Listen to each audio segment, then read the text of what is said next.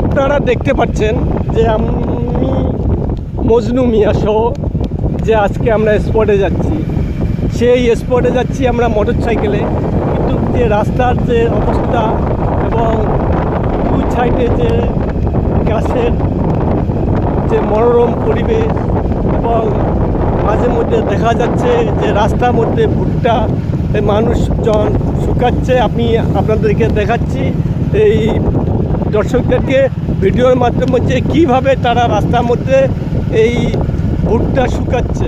এই ভুট্টা শুকাতে গিয়ে দেখা গেছে যে নীলফামারী জেলায় এই কয়েকদিনে বেশ কয়েকজন প্রাণ হারায়। আমি বলতে চাই যে যদি আমরা নিজেরাই সচেতন না হই, তাহলে এভাবে যদি চলতে থাকে তাহলে আর কত প্রাণ ঝরবে। এই প্রাণ ঝরার থেকে আমাদেরকে মরাই অনেক ভালো, কারণ ভুট্টা খড় রাস্তা ভরপুর। বেশি কিছু বলতে চাইলাম না, বেশি বললে দোষ, আর না বললে খোস।